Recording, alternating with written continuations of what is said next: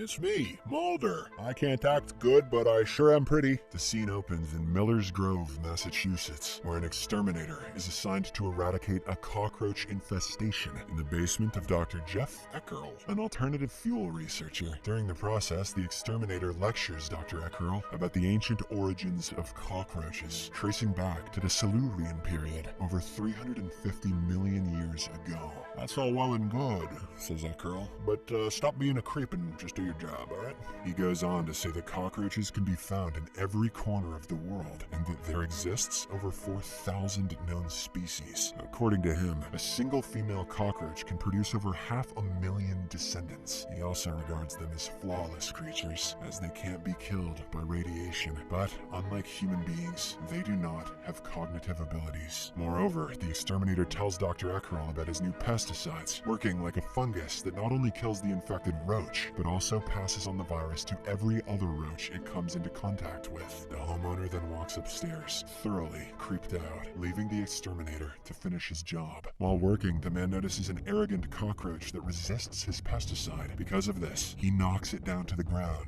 and proceeds to crush it underfoot. But as soon as he stomps it, he begins to succumb to anaphylaxis. He clutches his heart and collapses against a wall, while the roach crawls out from under his boot unscathed. A short while later, Dr. Eckerl returns, only to find the exterminator's body covered with roaches. In the next scene, we're introduced to an FBI special agent named Fox Mulder, Scully! who seems to have recently entered Miller's Grove in order to investigate reported UFO sightings there. He pulls over his car at the side of the highway and stares at the stars in the sky. The truth is out there, Scully! A few moments later, he receives a phone call from his coworker, Dana Scully, who is a medical doctor. Their conversation is soon interrupted by the local patrolling sheriff named Frass, who questions his purpose of staying there. Upon learning of his identity, Frass tells him about a series of roach attacks that have taken place in the town. Not long after, the sheriff receives information about the attack at Dr. Eckerl's residence, and Fox also accompanies him there. Upon arrival, Fox calls Scully to report on the mysterious deaths caused by roaches, but she gives him a standard scientific explanation that many people are allergic to roaches and could have just died from anaphylactic shock. Elsewhere in town, a group of 3 teenagers engage in drinking booze and inhaling fumes produced by heated manure?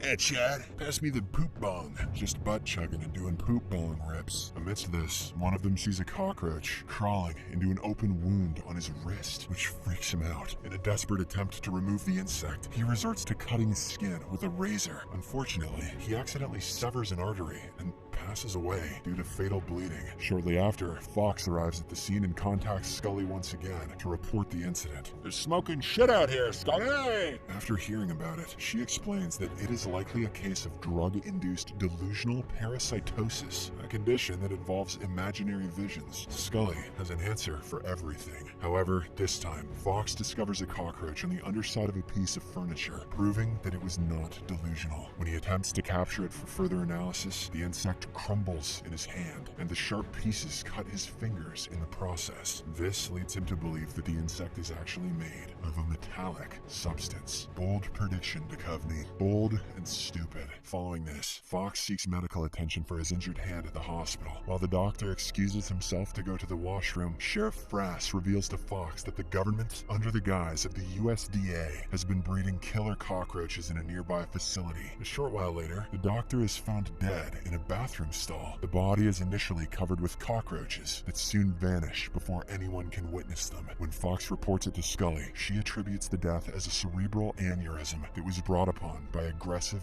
defecation.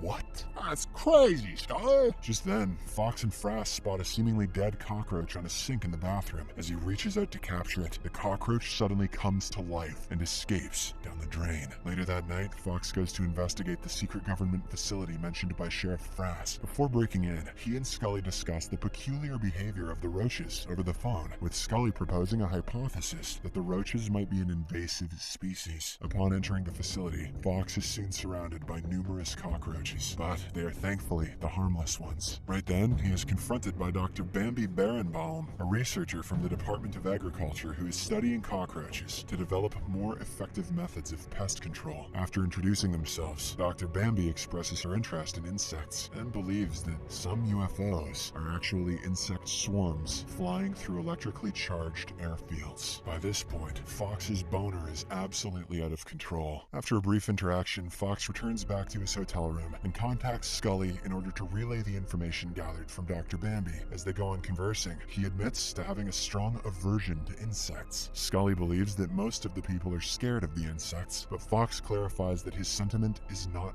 fear, but rather a deep-seated dislike. He goes on to share a past experience from his childhood, recounting how he let out a scream when he saw an insect on his body. I screamed like this, Scully!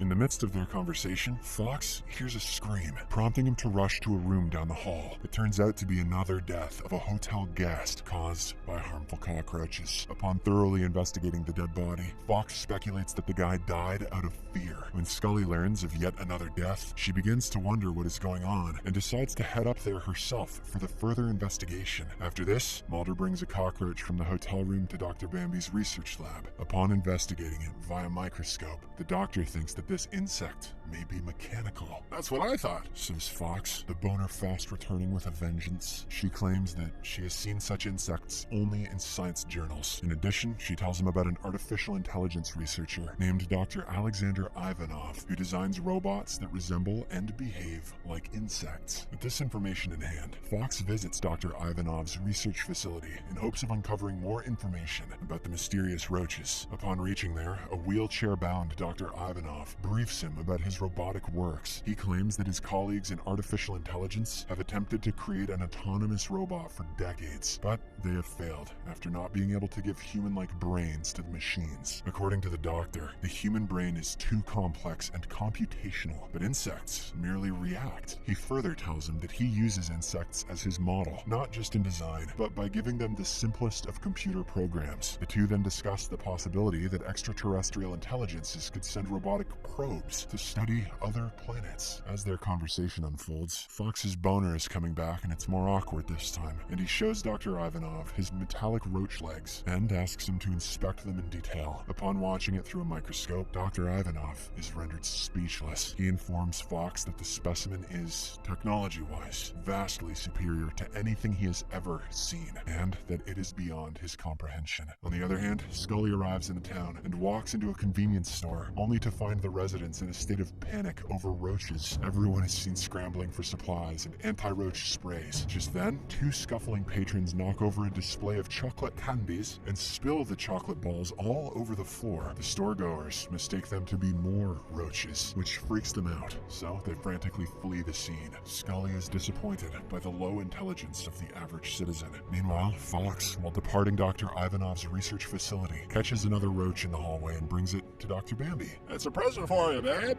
But upon examining it, she concludes that it is a seemingly normal cockroach, and its genitalia is normal as well. The mention of metallic alien bug dong is just too much for Mulder, and he straight up shoots in his pants. In the midst of their discussion, Fox receives a call from Scully, who has found out that Dr. Eckerl was researching methane gas that is derived from manure as an alternative source of fuel. She also claims that he had been importing animal dung samples from outside the country, believing that the cockroaches are dung eaters. She suspects that some of them might have accidentally shipped in some of the samples. As a result, the roaches began to spread throughout the town. Upon hearing this, Fox speculates that the roaches are actually extraterrestrial robotic probes. Scully! He believes that they are technologically advanced enough to generate methane fuel by consuming manure, an abundant energy resource already exploited by some alien planet that is filled with dung-producing creatures. And yep, this is par for the course in an episode of The X-Files. Following this, Fox, accompanied by Dr. Bambi, goes to visit Dr. Eckerl at his research facility. When they arrive at the location, Fox instructs her to stay inside the car until he ensures that it is safe inside. As he enters the facility, he comes across some research contents, several cockroaches feeding on manure. While looking at it, Dr. Eckerl, who is now turned into a hysterical and paranoid state, fires a shot towards him. Fox tries to stop him, pointing out that he might blow up the entire facility, as the methane gas is highly flammable. However, Dr. Eckerl, who has been unsuccessfully trying to escape escape these roaches now, feels that they are following him, due to which he remains agitated. In the midst of their conversation, they hear the cockroaches making weird noises. Fox then informs him of the cockroaches that hiss by blowing air through holes in their upper thorax. He suggests that they capture them for further study rather than killing them. Dr. Eckerl believes that he has lost his mind, but Fox tries to comfort him by saying that he just had a very stressful day that has affected his ability to think clearly. However, this only leads him to think that Fox may somehow be a cockroach, so he pulls his gun on him. In the meantime, Scully arrives at the scene, but she does not appear much delighted to meet Dr. Bambi. She proceeds to enter the facility in search of Fox and places a call to him. When Fox's phone rings, Dr. Eckerl believes that he is making a tone like the rest of the unusual roaches. As a result, he fires at Fox, and his shots rupture and ignite pipes containing methane gas. Sensing the imminent danger, the FBI agents rush out of the facility and manage to hide behind their car just a moment before it explodes, with Dr. Eckerl still inside. The agents are unharmed, but are humorously covered in poo. In the aftermath of this event, the police arrive to clear the area. Sheriff Frass informs the agents about several other incidents, fires, and car accidents resulting from the town's panic. Not my problem, Sheriff. Not long after, Dr. Ivanov also arrives at the scene of the explosion and requests that Fox lend him the robotic roach specimens that he showed him earlier. There, he meets with Dr. Bambi, who shares similar interests as his. The two then leave with one another, discussing their interests in insects and robots. As the FBI agents see them depart, Scully jokes on the possibility that the two doctors' future offspring could have the solution to the mystery of the robotic roaches. Later that night, Fox compiles his report on the case, wondering how humanity would react to the presence of insect-like robots on Earth. He also considers the possibility of the next evolutionary step being a species devoid of emotion, merely reacting to its environment. While typing,